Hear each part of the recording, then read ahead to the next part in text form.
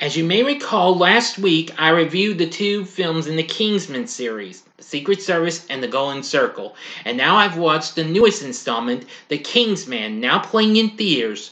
But is this prequel to the two films anywhere as good as those two, or is this not gentlemanly enough for us moviegoers? Watch this spoiler-free review and find out. Big D's Entertainment Rankings and Reviews. So greetings, my fellow YouTubers, and welcome to Big D's Entertainment Rankings and Reviews. My name's Doyle, better known to you as the Big D, and this time around I bring to you a review of the just now released spy action flick, The Kingsman, from 20th Century Studios, directed by Matthew Vaughn, who had helmed the directing for the previous two films. This, of course, serves as a prequel to both Kingsman, The Secret Service, and Kingsman, The Golden Circle. So I won't bring the videos up in case you missed them or whatever. They'll be at the end because this is a prequel. This is, however, the third overall installment of the Kingsman series. But however, there will be some more Kingsman flicks to follow. Anyway, I never thought we would actually finally get this, considering we were originally supposed to get this 2 years ago, back in 2019. But after being rescheduled so picking many times, I'd say umpteen times, but hey, that's just my point of view. Anyway, this of course is based on the comic book The Secret Service by Mark Millar and Dave Gibbons. But it does have a pretty good cast that includes Ralph Fiennes, who serves as one of the film's executive producers, along with Gemma Arterton, Rhys Ifans, Matthew Goode, Tom Hollander, Harris Dickinson, Daniel Bruhl, Djimon Hounsou, and Charles Dance.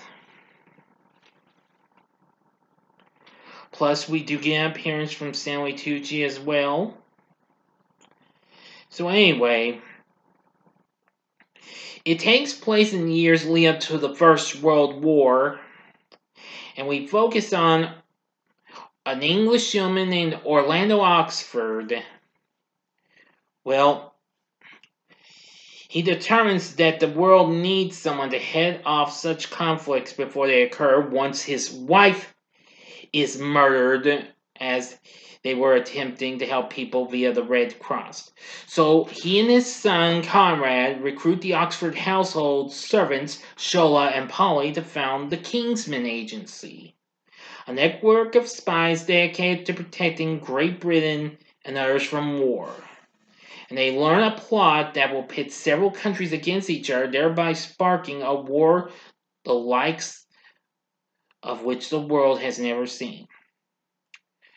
But anyway, their biggest threat and what have you comes in the form of the mysterious Tsar Nicholas, who I will not spoil this or anything. You're just gonna have to see. I'm not going to spoil this. That's the name of the actual villain, but you'll see how things take a turn in this. But anyway, one of his henchmen is going into action. That's Grigory Rasputin. And let me tell you, this guy's pretty darn mean. Because I do like this one scene where he goes into a battle where he's like, it's time to dance. And he takes on Shola. But I won't really spoil that bit. You're just going to have to see the movie and see how that goes.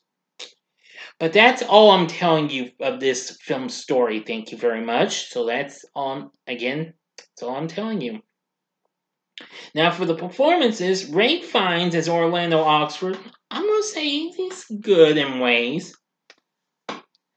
Anyway, Gemma Arterton, who I know her best from Prince of Persia, Sands of Time, and Hansel and Gretel Witch Hunters, plays Polly, and I must admit, she's really something. Rasputin is played by Rhys Ifans, whom we more recently saw in the monster opening superhero flick Spider-Man No Way Home, where he reprised his role as Dr. Kurt Connors, alias the Lizard. Now we have Matthew Goode as the character of Morin, who was good, Tom Hollander as Tsar Nicholas, and, well, I'm not giving you his other characters. He plays several other characters. Harris Dickinson plays Conrad, who I thought was pretty good. Daniel Bruhl plays Eric John Hunnison. And Djimon Hounsou, who I only know him from some flicks like Never Back Down and Shazam, where he played the ancient wizard Shazam. He plays Shola. Anyway, yeah, the cast isn't too bad.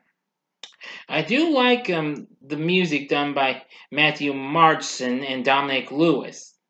Yeah, that was pretty good in some ways. But anyway, now I do have a bit of a downside with the film. It's a little bit of its pacing and what have you. It kind of slows down a little bit, but it picks up a little more later on, especially when it gets to the final act and what have you. But anyway, I really thought The Kingsman wasn't too bad. I'm glad we finally got this, because I was afraid we weren't going to. And I was afraid if it got into Hulu, then I'd have to get it. But I'm lucky to finally get to see it. Well, at least like most studios, 20th Century will be playing in theaters for a month and a half, 45 days tops, before heading to digital platforms, just like most other studios films have done in almost the last year and what have you. So, I don't think this film will quite match up to the other two. I mean, since you saw how Spider-Man opened last weekend with a monster opening over $250 million, which made it the biggest opening for a Spider-Man movie to date. Anyway, and of course, we have The Matrix Resurrections and Sing 2 in the way, so that may make this movie open with a disappointment and what have you. But overall, I think The Kingsman was pretty good. I did like its atmosphere and what have you, the feel of it being taking place during the First World War. That was pretty cool too. It's just that some of its pacing was kind of a little slow in some parts, but overall, it's still good and what have you. I think y'all give it a chance and watch it while you can, alright? And don't worry, we will still get an actual follow-up to Golden Circle sometime. I don't know when, though, but we'll just have to wait and see. So with everything said of this film, just an issue with the pacing, but still a good cast and a good score and what have you. And great action and what have you. For my score for The Kingsman, I'm going to give The Kingsman 4.5 stars. On a scale of 1 to 10, I'm going to give it a 9. Yeah, that would do it, alright. But hey, you don't have to take my word for it. You be the judge, okay? Anyway, so what are your thoughts on The Kingsman? Please tell me in the comment section below. If you like this video, click the like button, subscribe to my channel, and be a part of the Big D Nation. Now, I don't know what I'll have coming up next on my channel. Now, stay tuned because you may be getting my next spoiler-free review. It could be Sing 2, could be The Matrix Resurrections, or I may throw in one last-minute review before I do a spoiler-free review for either of those. And then I'll just save a spoiler-free review for one of those other remaining 3 new openings at the theater until after Christmas, okay? So stay tuned and find out. Anyway, if you like this, you may want to consider checking out my reviews for the 2 Kingsman movies right here. In the upper left-hand corner is my review of The Secret Service. The upper right-hand corner is my review of The Golden Circle, or go to the bottom left-hand corner and see my review for a recent film Ralph Fiennes was in, and that was the recent James Bond flick, No Time to Die. And the bottom right-hand corner is the button you can click to subscribe. If you like rankings and reviews on movies, TV, music, video games, etc., then I'm your guy. Thank you for watching. Until next time, I'm the Big D saying, see ya.